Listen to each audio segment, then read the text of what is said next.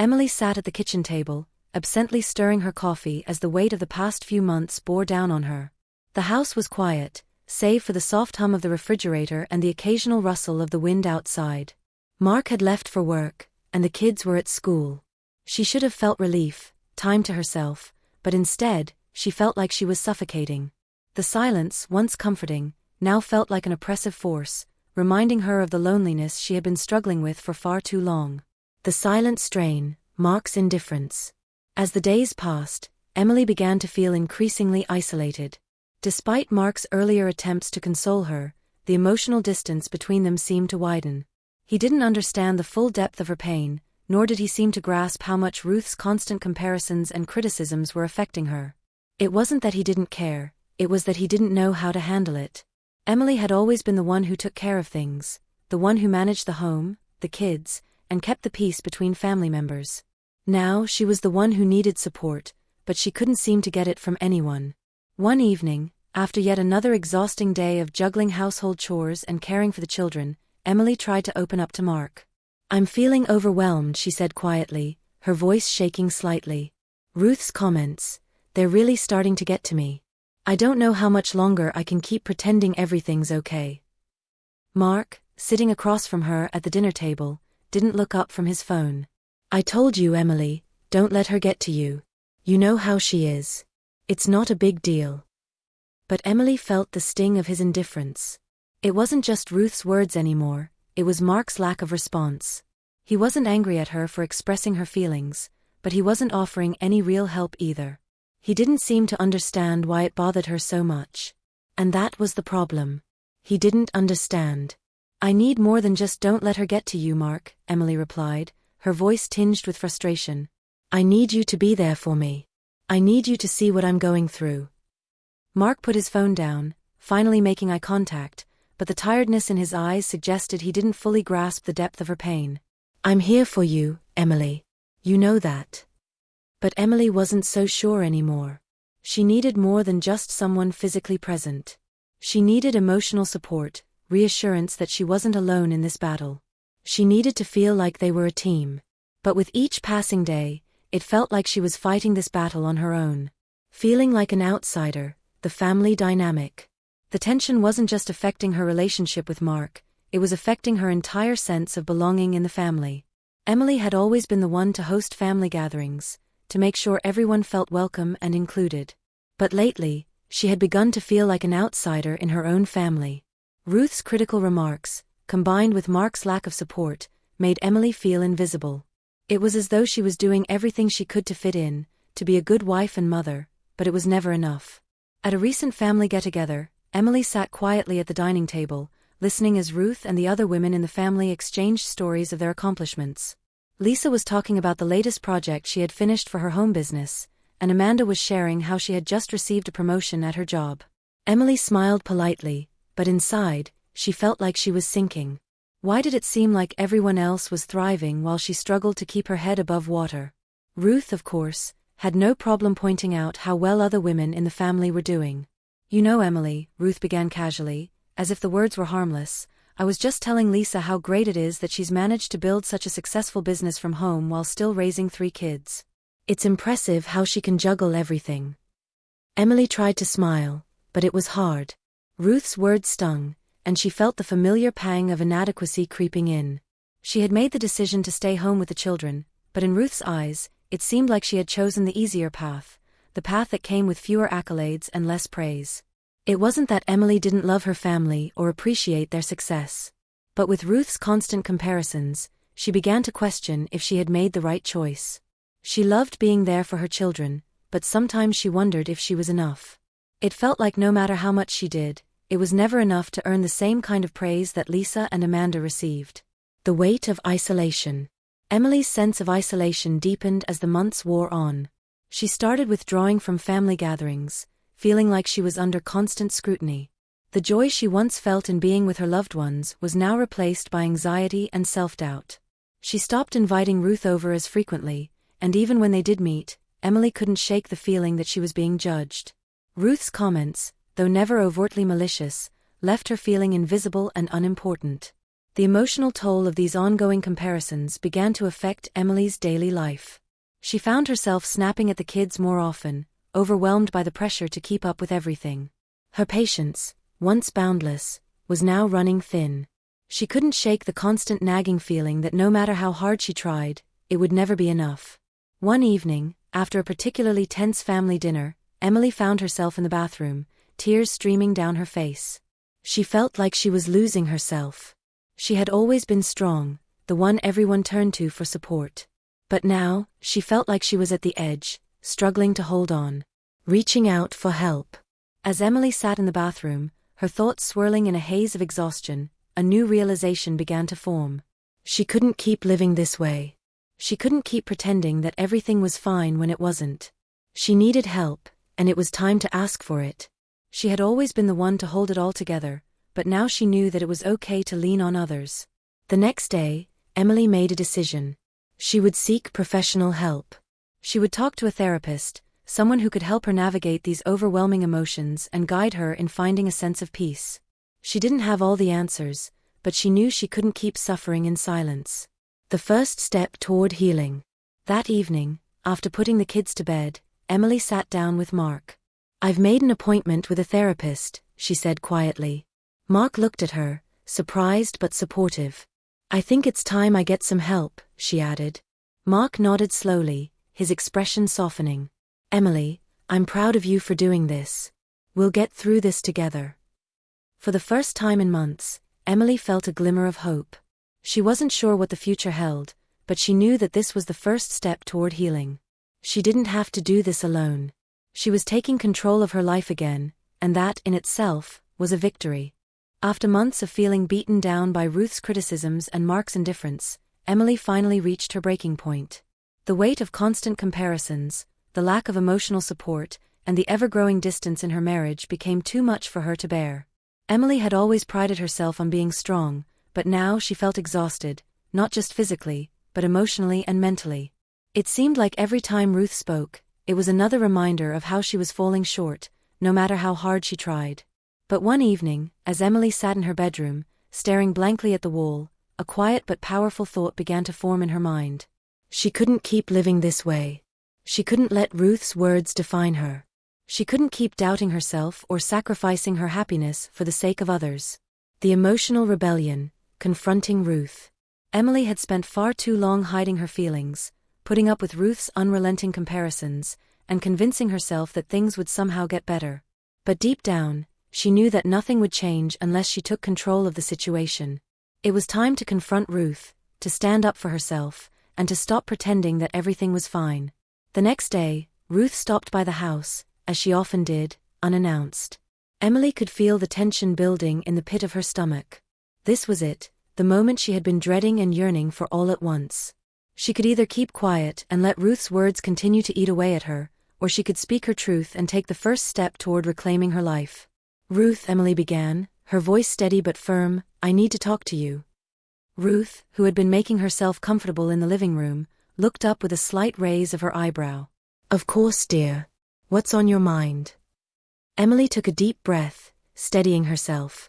She had rehearsed these words in her mind 1,000 times, but now, speaking them out loud felt like a huge weight lifting off her shoulders. "I'm tired of feeling like I'm not good enough. I'm tired of the comparisons to Lisa, to Amanda, and to every other woman in the family. I've tried my best to be the wife and mother you want me to be, but it's never enough. I've been trying to live up to your expectations, but I've lost sight of who I am in the process." Ruth sat in silence for a moment, clearly taken aback by Emily's words. Emily could feel the tension in the room, but she didn't back down.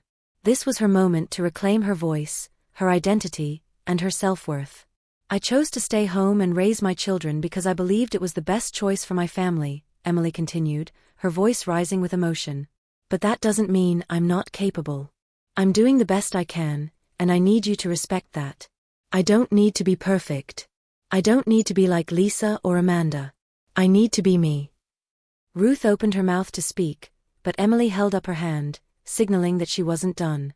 "I understand that you have your own expectations, but they're not my expectations. And I'm done trying to meet them. I can't keep living in your shadow. I need you to see me for who I am, not who you think I should be. The aftermath, Mark's reaction. After Emily had spoken her piece, she felt a sense of relief flood through her. She had finally stood up for herself. For the first time in months, she felt like she had taken control of her life. But as the confrontation with Ruth ended, Emily couldn't help but wonder how Mark would react. Would he understand?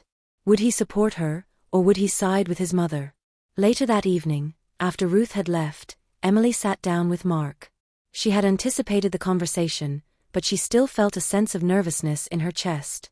Mark had always been caught between the two women in his life, his wife and his mother. Would he choose her this time? Emily, Mark began, his voice quiet, I know that things have been difficult, and I can see how much you've been struggling. But confronting Ruth like that, it was a bit harsh. She's your mother-in-law, after all. Emily's heart dropped. It was exactly what she had feared. Mark didn't fully understand. Mark, I wasn't trying to hurt her. But I can't keep letting her criticize me and compare me to others. I've lost who I am in the process, and I need you to see that. Mark looked at her, his eyes softening. He sighed deeply, clearly conflicted. I don't want to take sides. I love you both, and I don't know how to fix this. But I understand where you're coming from. I've seen how much Ruth's comments have hurt you. I just don't know how to balance it all. Emily's heart ached at his words. She knew Mark was trying, but there was still a part of him that didn't fully understand what she was going through. I need you to stand by me, Mark. I can't keep fighting this battle alone.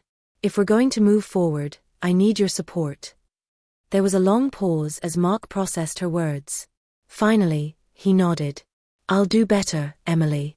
I promise. I don't want you to feel unsupported anymore.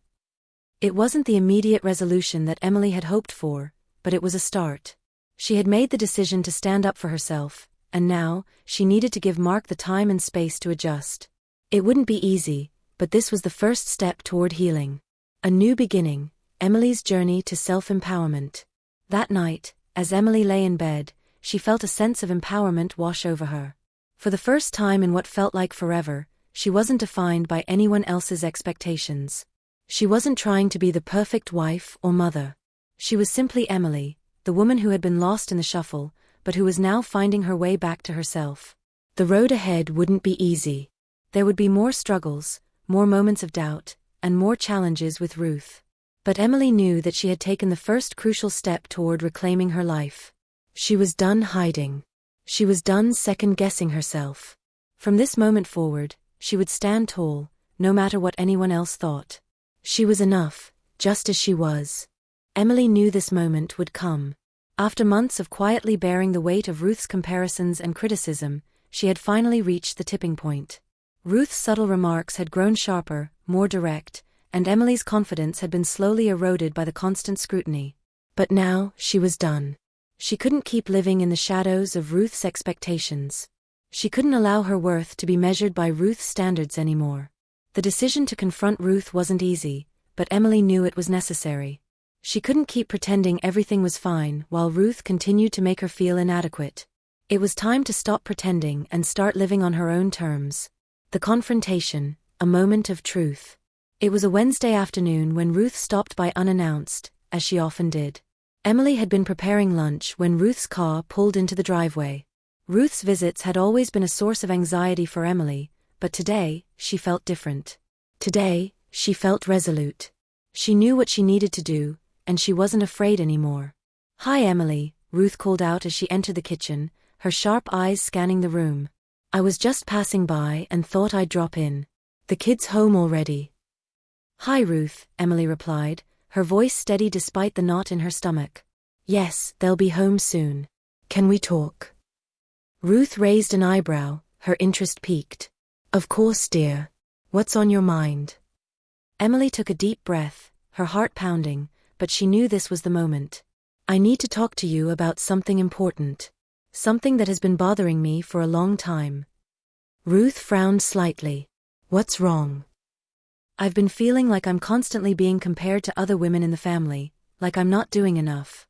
You always mention how well Amanda and Lisa manage everything, and I'm left feeling like I'm failing." "It's hurtful, Ruth," Emily said, her voice firm but calm. "I'm doing the best I can for my family, but I'm not perfect, and I don't think I should have to be." Ruth blinked, taken aback by Emily's directness. For a moment, there was silence in the room. Emily felt a small spark of fear. Would Ruth lash out? Would she try to justify her actions? But Emily knew she had already taken the first step toward reclaiming her voice, and she wouldn't back down now. "You know," Emily continued, "I've spent so much time trying to meet your expectations, trying to be the perfect wife, the perfect mother, the perfect daughter-in-law. But in the process, I've lost sight of who I am. I've been so focused on what you think I should be that I forgot to ask myself if I'm happy with who I am." Ruth didn't speak right away. She seemed taken aback by Emily's honesty. Finally, she spoke, her voice quieter than usual. "I didn't mean to hurt you, Emily. I only want the best for you, and I thought I was helping you." Emily shook her head. "I know you want the best for me, Ruth. But the way you show it is by criticizing me all the time, comparing me to others. You make me feel like I'm not good enough as I am." Ruth seemed to soften, but Emily wasn't done yet. "I need you to understand that I'm doing what's best for my family. I chose to stay home with the kids, and I'm happy with that choice. But I don't need to be perfect, and I don't need your approval to feel worthy." Ruth's response: shock, regret, and understanding. Ruth stood there for a long moment, her expression unreadable. Emily could see the wheels turning in her mind. Ruth had always been strong-willed, proud of her opinions, and not easily swayed. But this was different. Emily wasn't backing down, and for the first time, Ruth was faced with the truth that her actions had hurt Emily.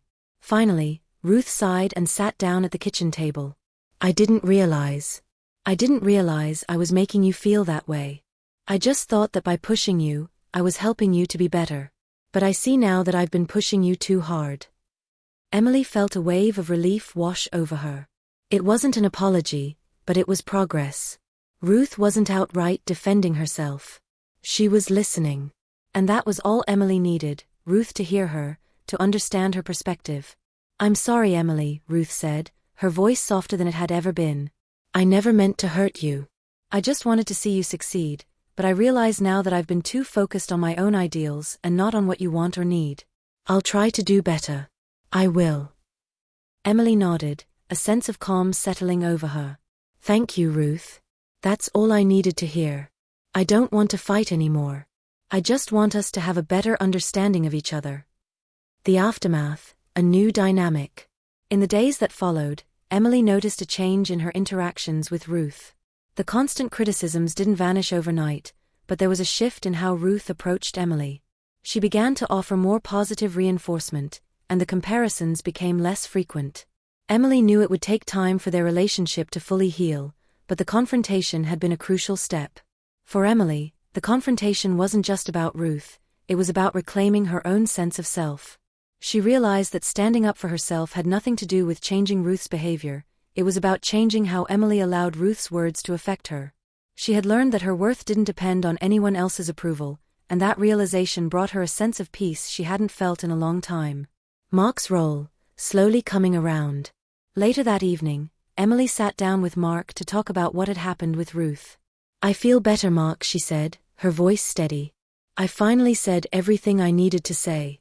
It wasn't easy, but it felt right." Mark looked at her, his expression conflicted. "I'm proud of you for standing up for yourself, Emily. I know it's been hard.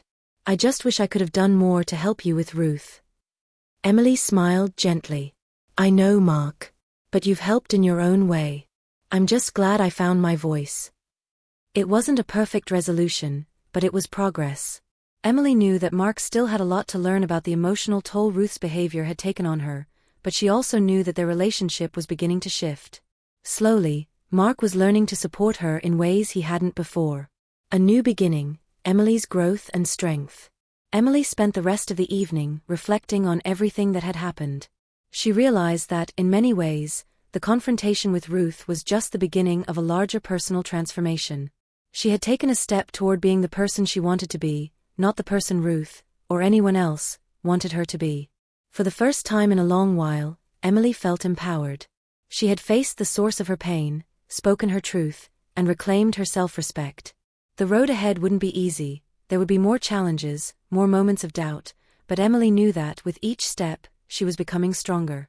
The power of standing up for herself had opened up a new chapter in her life, one where she would no longer be defined by anyone else's expectations. She was ready to move forward, stronger and more confident than ever before.